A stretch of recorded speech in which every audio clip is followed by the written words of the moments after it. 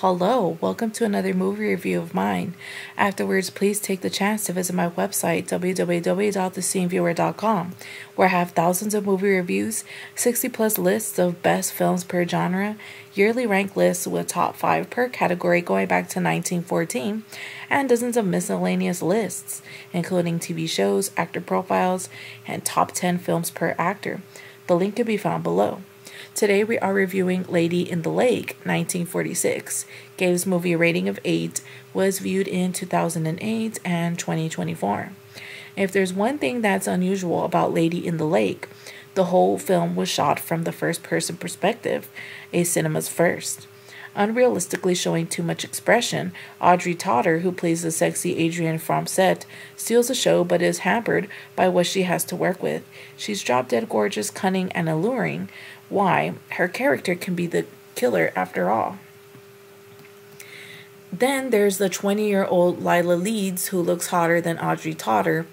That's why Philip Marlowe almost twisted his neck while eyeing her until reaching the back of his head. Sadly, her acting career started to fall apart when she was busted with Robert Mitchum for possession of marijuana and served time. If you look at the famous photo showing him in court, that's Leeds on the left. During her stint in jail, she was introduced to heroin and developed an addiction. She became destitute and worked as a faith healer during the 70s. Anyway, the plot is very convoluted and I couldn't wrap my head around it. Despite the film's promise of being involved in solving the murder case, I've never felt that way. One thing I would have done in the outset is to ask for a picture of Crystal Kingsby and, if possible, a picture of Mildred Haviland, Merle Chess, or whoever the hell she's supposed to be. It'll clear up the matter because when Marlowe entered Chris Lavery's house, a Sandy Dennis lookalike female came out and acted peculiarly. At the same time, I found it impossible that she overlooked the body in the shower, which obviously meant she was connected, only to reveal later to have done it. All in all, Lady in the Lake is well known for being shot in the first-person perspective, but is a badly executed film. Lady in the Lake is better this time, but wow, the plot is convoluted as ever. Okay, let's try to unravel the mystery. I believe Mildred Haviland and Merle Chess are one and the same. First, Mildred killed Florence Almore, the wife of the doctor whom she was working for, so she could marry him. Somehow, Lieutenant de Garmont found out about it, but fell in love with her. As a deal, he could fix it by making the murder look like a suicide and shushed the Graysons, Florence's parents. In turn, Mildred had to disappear. Wanting to get away from de Garmont, Mildred decided to marry Bill Chess and therefore assumed the name of Merle Chess. Somewhere along the way, she fell in love with Chris Lavery and so did Crystal Kingsby. They fought over him, and as a result, Crystal Kingsby was killed and therefore the Lady in the Lake. Chris Lavery knew about it. That's why he had a slip of the tongue and thus corrected himself by saying is for was when Philip Marlowe had a conversation with him at his house. Thereafter, Merle Chess disappeared with Chris Lavery to El Paso, Texas, which led to Bill Chess being charged with his wife's murder since her corpse was found in the lake.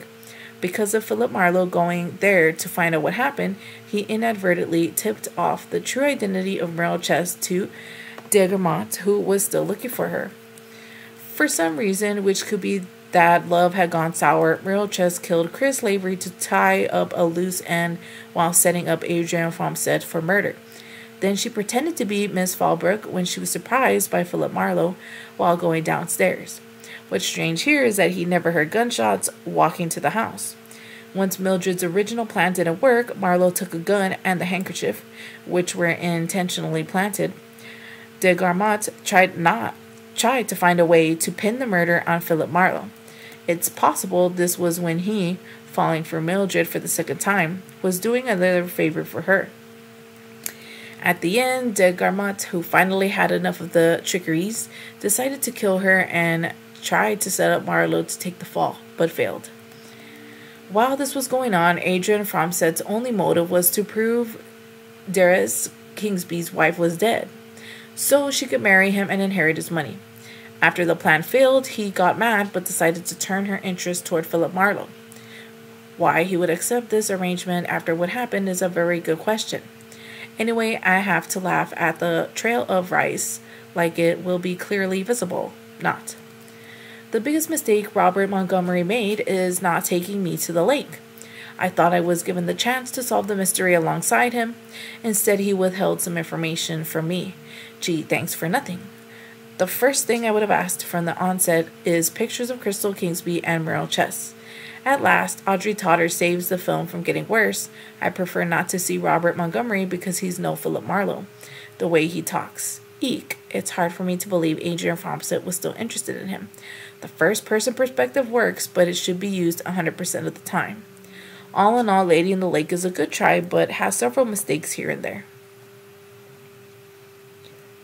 Thank you so much for watching my review. Please visit my website at www.thesceneviewer.com.